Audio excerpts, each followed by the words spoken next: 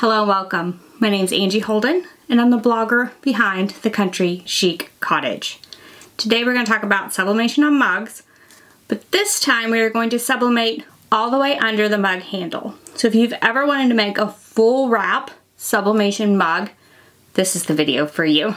So most mugs you see are done in a mug press or a tumbler press, and you have to leave about a ½ inch on both sides of the mug white because that area doesn't get any heat in those devices, because you need to leave the handle sticking out of that press. If you do your mugs in an oven with shrink wrap, I have some tips for you where you can actually sublimate under the handle and get a more professional full wrap design. So I think this is a really fun option for those of you that might struggle with that white area, you don't like it, or you have something specific in mind that you just can't wait to create, and it would involve wrapping the entire mug. Now, you can see I've done several mugs here. I've done several different versions of this, several different ways to do it, and I've come up with the best method just for you. So watch this video and see the best method for sublimating under mug handles. And bonus, I'm actually going to use Cricut Design Space to design these full wraps because they released that new larger print and cut size. So we can do these huge sublimation prints in there now. So that's a bonus for you in this video. So first let's take a look at the supplies we're going to use. The supplies you'll need are as follows. You're going to need a heat gun, shrink wrap, you might need scissors, or I'm going to show you how to use a Cricut machine to cut these, lint roller, sublimation mugs. Now the templates that I'm going to share free in the description below this video are for the Cricut 12 ounce and 15 ounce mug. I'll also show you how to kind of alter those after you print them if they don't fit your mug, or you can go out and find something that fits your mug exactly. Heat resistant tape, heat resistant mat, and heat resistant gloves. You also need a sublimation oven or dedicated convection oven for this project. Why is that? When you use something like a mug press, you'll notice that all of the area cannot be sublimated. The handle hangs out of the mug press. However, when you use an oven, we can heat the entire surface. We just need to use that shrink wrap and that heat gun to get the pressure that the mug press applies here. So we're going to use the shrink wrap to get the pressure and the oven to get the heat. So this is why you cannot use a mug press, tumbler press, something like that for this project, because those types of machines need room for this handle. So I'm in Cricut Design Space and I'm going to click upload, and you would upload your template, which I already have, along with some patterns that you want to put on your mug. So let's add the template to the canvas first. Now I added these as a cut file, so they'll come in as a cut file, and they do come in grouped together, but we can just pick the group and click ungroup. And now we have two separate templates, the larger of which is for the 15 ounce Cricut mug, the smaller for the 12 ounce Cricut mug. So you could delete off any of these that you don't want. So I'm going to click upload again. And this time you could walk through the steps of doing a print and cut pattern. And I'm going to add that to the canvas. And we can use this version for our 15 ounce mug. And it does come in very large, so I'm just going to resize to approximately the size of my mug wrap. Now one trick is to turn this just for a few minutes into a pen drawing and then arrange, bring to front. Then once it's in the front, you could actually grab it, move it, and you can see exactly what will come out. So that way you can pick what will look best on the mug to you. So which area of the pattern do you want to use? So I'm going to pick an area of the pattern that I like. Then you can pick both the template as well as that printable sheet and click slice. Now you should have a piece that you don't want, which is the outside, the template piece that you do not need anymore, and finally your slice result, which should at this point say print then cut, and be the exact size you need for your mug. So we're going to repeat for the 12 ounce mug. So I'm going to go to my uploads. I'm going to grab an upload, add to canvas. For this one I'm doing a white background just for illustration purposes to show you what will happen. Again, I can resize it, change this template to pen, arrange, bring that template to the front, and then move that template around and find exactly the area that I want for my mug. Then we'll pick both and click slice, and again remove all of those unwanted pieces. So now I have two mug templates. Now with the larger print and cut size, I can print these right from Cricut Design Space. Now if we go to settings, load type, And if we pick 8.5 by 11 paper and click done, we can see that these are both too large for 8.5 by 11 paper. However, most sublimation printers will print on 8.5 by 14 paper, so we'll click settings, load type, and do 8.5 by 14 or legal paper, and click done. And now you can see those error messages went away, and if I click make it, you can see that I have one template per sheet of paper. Now you're welcome to do this in another program if you think you can get better paper utilization, but doing these in Cricut makes it really easy because we can allow the Cricut to cut them for us, so we don't have to use scissors to trim around them. Now you could go ahead and mirror these here, especially if you had text or writing in your design. I do not, so it really isn't going to make any difference whether I mirror or not. But if you did have something that made a difference, mirroring here would probably be a good idea. That way after you print, Cricut Design Space will know you mirrored your image, and that way it will cut correctly. So I'm going to go ahead and click continue. And for this top one, I'll click send to printer. I'm going to use my Sawgrass Print Manager, and I am going to go ahead and add bleed. And for Sawgrass Print Manager, I can click print and my system dialog box will open automatically. So I'm going to click print. So here I'm going to put it on a ceramic mug. I would probably uncheck the mirror box at this point because you want it exactly the same as it was in Cricut Design Space, which is why I would mirror in Design Space if I had any text. Layout, you want to be sure preserve layout from designer is checked, and that this says 8.5 by 14 over here in the preview window. And then I can go ahead and print this version of my mug. If you need to measure mugs, this way is pretty easy. You could probably do that with a ruler. Just start at the top, measure to the bottom. However, to get under the handle, you're going to want to measure all the way around your mug. So that's where this flexible tape measure comes in handy, because you can go under the handle, wrap the tape measure all the way around, hold it very tight, and see how long your print should be to wrap all the way around your mug. Now you will notice on my templates that I have a cutout for the mug handles. So that is important. So you might try to resize my template or find a template that will work for your mugs. But measuring your mugs will make sure that you know the template will fit.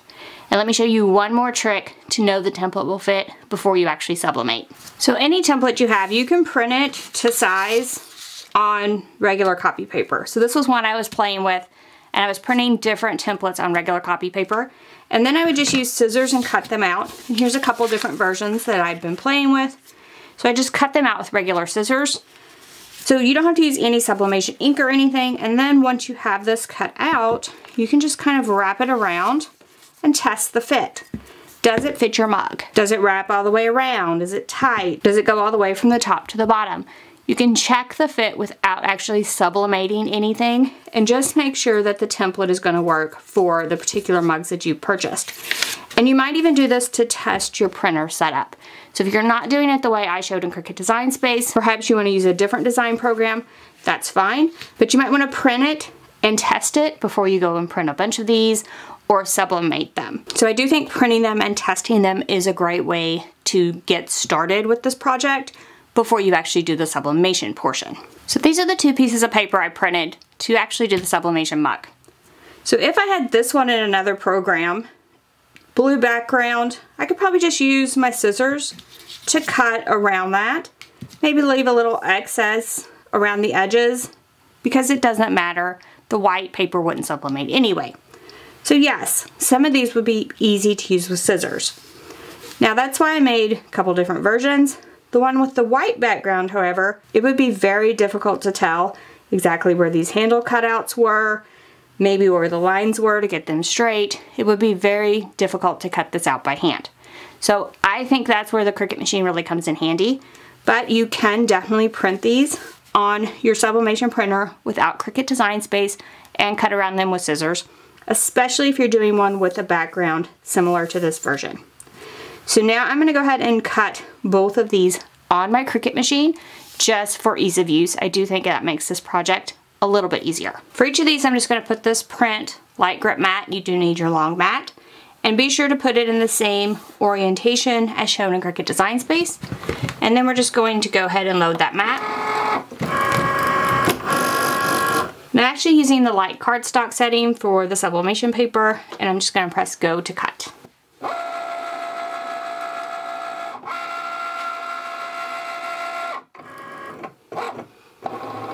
The Cricut machine will first look for the registration marks before cutting.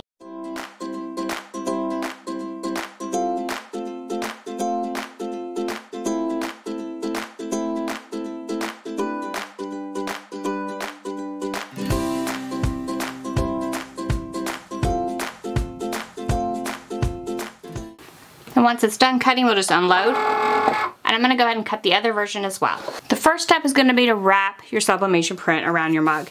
Now it does not matter what size mug you're using, all the rest of the steps will be the same. So we're gonna lint roll the mug really well. You just want the surface to be clean. You could use a lint-free cloth with something like rubbing alcohol, just so long as the surface is clean and dry. And I actually removed my piece of my lint roller here so I can actually get under the handle, because we're gonna need that area to be clean as well. So don't forget that area with this step for this project in particular. And then you can wrap the sublimation print around. So decide which side is up and down. In this case, it doesn't matter. And then we're gonna wrap the sublimation print. And you are gonna wanna make sure it's straight. So a good way to do that is to put it on the table and that it goes all the way around, and that the print at least touches under the handle, and it might overlap slightly. So my templates overlap just a little bit, just enough room for you to grab it with the tape. So we're gonna use some tape. This is heat resistant tape. So I'm gonna make sure everything's lined up, and then you want it to be as tight as you can possibly get it. Even though we're gonna be using that shrink wrap, having it tight at this point will only help you. So I'm gonna put the tape on one side, and I'm going to pull it as tight as I can and tape it down. And then I am going to tape down these two flaps as well. And that's probably all the tape we're going to need, because we're going to use that shrink wrap and it is going to hold everything else into place. So you just want to make sure everything lines up here, and then just use a piece of tape on the top portion as well as on the bottom. And then that's it for the wrapping portion of this. Now we'll need to add our shrink wrap. So this is that same template. I just cut this one out with scissors actually, and this is a different brand of mug. So I went ahead and lint rolled it, but when I wrap this around, the handles don't exactly line up. You can try a few different things. If your design is like this and just kind of random, you can flip it over. Try it the other way. See if it lines up better the other way. Still doesn't line up, then you can start trimming it a little bit. So this one does line up better when I flip it to actually kind of upside down. And then here's another one, another random sublimation mug off Amazon. And when I do it, fits pretty good, but it is tight around these handles. So you can actually just take scissors and kind of trim away and make it fit a little bit better. And what I would say is just kind of fold it.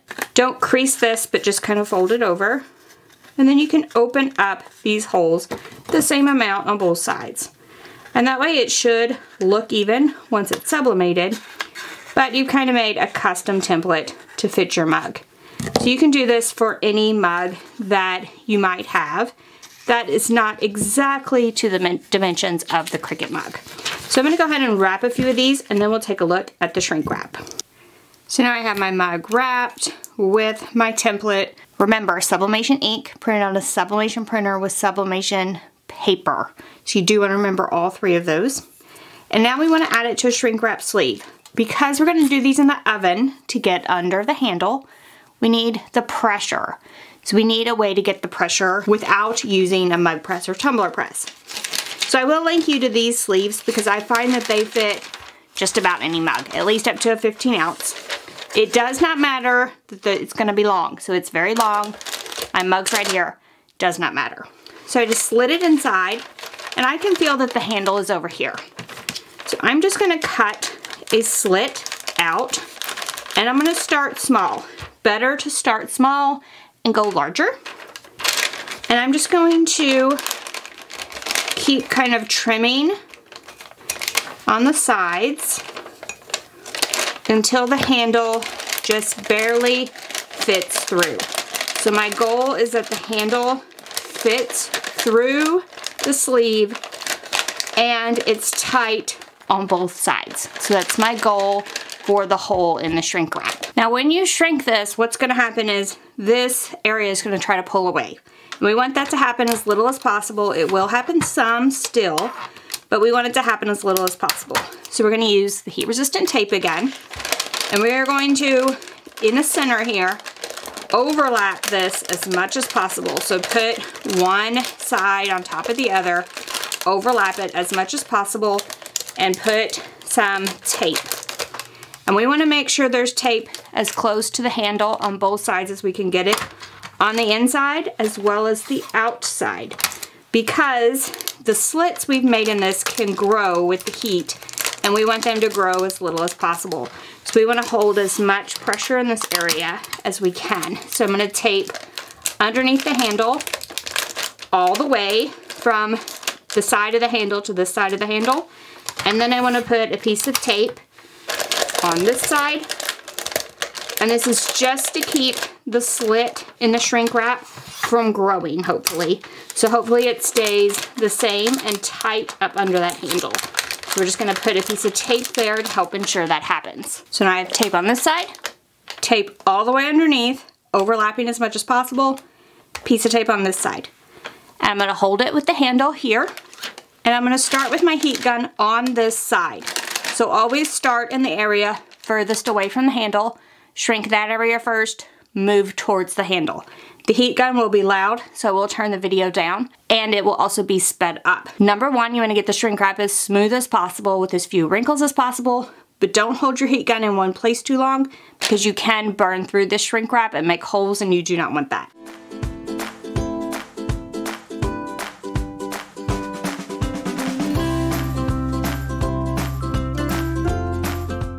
And that's it. So this area under the handle is tight, but I didn't hold the heat gun over there too long because I didn't want it to pull apart. And then I don't have any wrinkles, or very few, all the way around my mug. You might see some wrinkles. See where this tape is holding it together and there's a wrinkle here? That's okay, don't worry about that. I'm getting it as tight as possible. And now we can head to the oven and put these inside. So you can see I'm using 393 degrees and I'm timing it for 7 minutes. I am using my PYD live sublimation oven. So I just go ahead and put the sublimation mugs in, hit the button. The sublimation oven will not start timing until it reaches full temperature. If you're using something like an air fryer or a convection oven, make sure you're getting it up to the full temperature for the full time. Once that timer goes off, I just remove my mugs and put them on a heat resistant mat. And then we can remove that shrink wrap. Be sure to remove the shrink wrap while everything is hot because it will remove much, much easier. When you take everything out of your oven, be sure to put it on a heat resistant mat and then just peel off everything just as soon as you can.